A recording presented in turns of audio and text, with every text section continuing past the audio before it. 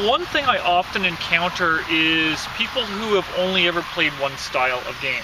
Yes. And, you tell them things like, well, they know there's GM-less games, and the concept that there's no one running the game, or that the story chaos, or the story can emerge naturally from the events in play, and that people can kind of put it together as a group, or that you can really trust other players. Yeah. Well, it's intimidating, and I think the games that I like are very creatively demanding, and they require you to come up with stuff on the spot, which I think pretty much anybody can do. But a lot of people think oh, I'm not some improvisational, or I'm not a writer or whatever. Yeah, exactly. So people get kind of intimidated by it. What's kind of amusing about that is that we've played, for example, one friend of mine who you met at PAX this year has only ever played Fiasco and A Penny for My Thoughts. Yeah. And those are the first games she ever played, and some people look at Fiasco and go how can you ever play this if you're not you have years of improvisation experience and all this stuff, and no, people who have never done anything like this before sit down and go. But I feel most people that I game with started with D&D and started with those kind of tactical, very GM-focused games, and then eventually found story games and tried something different. But I think there's a whole new kind of group of people because Fiasco is such a gateway drug. There's so many people who are starting with those kinds of games, with GM-less, very kind of free-form games, and got into the hobby that way. And so they have a totally different background, totally different base assumptions and those kinds of things. Yeah, but what it really comes down to is there's a whole bunch of different ways. I mean, not just the GNS model, but there are lots of different ways to approach play, and it's not necessarily wrong. You might have problems if you've got conflicting viewpoints at the same game. If you or I were playing with somebody who was really all about just grinding down combat with miniatures and just totally railroading and all, which is fine if you like that. Yeah. But well, that's the thing. Okay, if you are happy and if everyone else in your group is happy, that part's very important. If everyone in your group is having a good time, then roll with it. I mean, I encourage you to try new games. I would encourage you to try new stuff, but don't feel oh, we're doing it wrong because we'll only ever play one style of game. Hey, you gotta do what makes you happy. Yeah, exactly. And you should try different ones to see what's out there, especially if you're getting into game design. That I agree with. If you want to design games, you should be absorbing as many different kinds of games, whether you're playing them or just reading the book or whatever it is, trying to read reviews of games. Exactly. A perfect example of that is one game that is considered OSR right now, the old school revival or revolution, depending upon which way you frame it, is actually Dungeon World. Oh, yeah.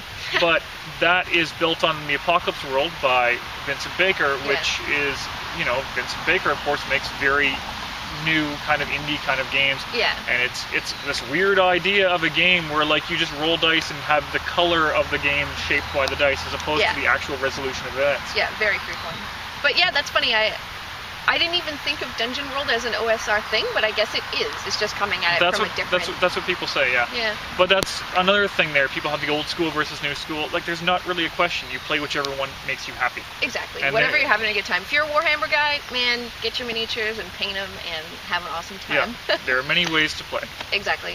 So initially, one of the first things that came up was whether or not these would be long videos or short videos. So anything between, say, 1 to 4 minutes or 5 to 8 minutes was sort of up for grabs. Right. And I originally had the idea coming in strong on keeping them short, keeping them concise, well cut, and obviously that's what turned out happening.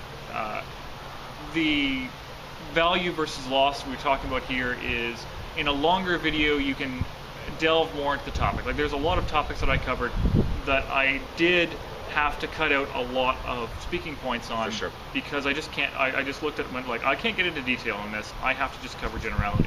But that almost ends up working better because it creates a dynamic video. Right, it creates something that's more engaging in my opinion. Yeah, and it allows people to respond to that, and then a conversation can form around it. Exactly. The advantage of the longer video, of course, is that you can cover more of these topics. But as we've discussed, you're likely to lose your audience after several minutes, just because of the way human attention span works. Especially if it's a single person. If we were having a conversation like this for 10 or 12 minutes, it could work.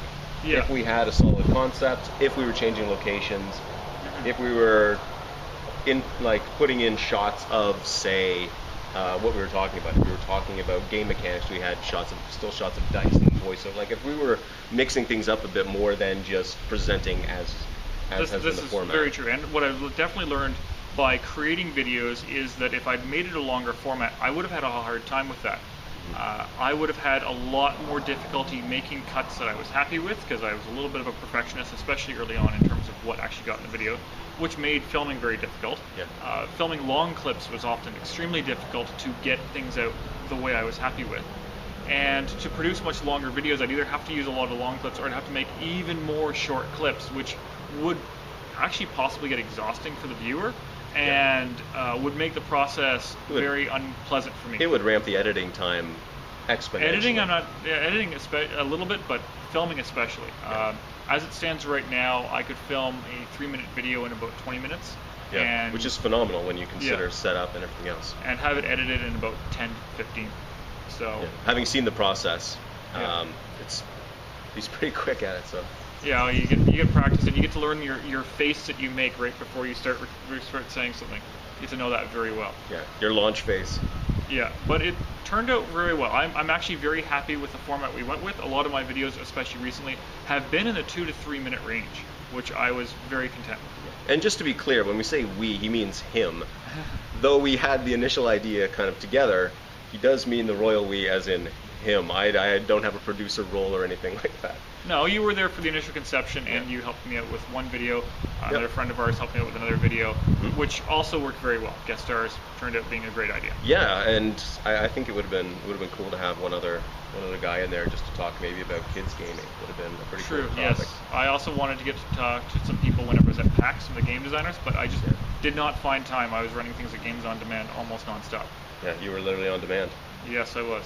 So I was very excited. I was going to get the game with my younger sister, and so I learned how to run Cat, and I was going to run Cat for her. She was very excited, and I said, so I'm assuming that you've played maybe like a bit of D&D with your friends or something like that. And she said, well, I don't know. I mean, my friends got me to play this game with them once, but it was like really hard, and I don't know. I felt bad because I didn't know what I was doing, and they all understood. And I'm like, what were you playing? And she said, GURPS. And I'm like, what? Who are these teens who are making you play GURPS? It's a crime. Well, I think even the most complicated games can be not bad if the person running the game or the people around you are like, oh, here's how you can play this game, here's how to do it, here's how to engage it better. But you get a lot of horror stories for people's first delve into the hobby where they're kind of going into a social group that already has its dynamics, and they're really an outsider. And they're treated like an outsider. Yeah, exactly. Instead of trying to be as accessible as possible and explaining to things, people get impatient with someone who doesn't know the rules, or and that is really like repugnant to new players. It really makes them not want to play. We had a great time playing Cat, though. She loved it. Just saying. Yeah. Things turn around. Cat's a good example because it's very simple rules and it's a very simple concept, and you don't really have much to wrap your head around. Yeah. But yeah, it's one of those things, like if you want more people to play your hobby, which you should because you need more people in your group, and even if you have a good tight gaming group and everything's awesome, somebody might move away. Exactly. Or have a kid and be like, sorry, I just can't do it, you know? Yeah, and like, why wouldn't you want more players? Like, why wouldn't you want more people in your hobby? At least a bigger pool. Yeah, exactly. More people doing different games, more people designing games, you know? Like, Exactly. I think it's a good thing. But yeah, it's one of those things, and I'll see this often, like, there's a lot of little niches of our hobby. There's people who like different things out of gaming, and you know, it's not just a GNS model, different groups, it's a lot, it's just spread out everywhere. You have the White Wolf players, even, you have, you know, people like us that like the story games, and you have, you know, the OSR is a big thing nowadays, and it's often that people tend to represent their hobby a lot online, especially because there's endless discussions and podcasts and videos and blogs, etc. And it really does a disservice to your niche of the hobby to attack other aspects of it. The big reason for that is that even if the person you're talking to will never have an interest in what you like to play, they talk about the hobby as well and to their friends. So if their only interaction with you is, oh, these guys, they're a bunch of assholes. Oh man, I saw a bunch of people arguing on the internet. It really made me want to play what they play. Exactly. So if you're saying something really like, my part of the hobby is great and everything else is not a valid way to play, you're likely to turn off more people than you turn on, and you're likely to do more damage to your niche than anything else. Yeah, exactly. So I think there's, you know, you have to represent the hobby in a decent way, not be a gross, awful person. Yeah, exactly. But there's also like, how how you go about actually introducing someone. If you have a new player, if you have someone who actually really wants to play and they've never played before, that is a precious, precious, precious thing. Yeah. You should not waste that opportunity because you have such an awesome opportunity. Exactly. To, that's the type of thing new. I was doing at Games on Demand a lot. I'd have people sit down and be like, "Hey, I've never done this before," and be like, "Great, let's just have some fun with it." Yeah. No, I think some of the best games that I've ever run were for people who've never played before because they have no preconceived notions of what they should be doing. They do whatever comes to their head. They're like, "Well, can I do this?" And you're like, "You can now." Yeah, absolutely. Playing a lot of freeform games lends itself to that very well. Yeah. Non-freeform games, you just have to sell them on what is awesome about that form. Yeah, exactly. And you happen to find someone who's really into it, right? If you're playing like a miniatures game and there's someone who maybe plays HeroClix or something, they're let like, them pick out the miniature they think is the coolest, and try to make things as easy as possible for them initially, and set things up so they can do awesome stuff in that game. Yeah. But yeah, it's definitely like make the hobby the most approachable to somebody outside of it, and from within it, which is where a lot more discussion is going to happen. Yeah. Be the best ambassador you can for your niche of the hobby. Yeah.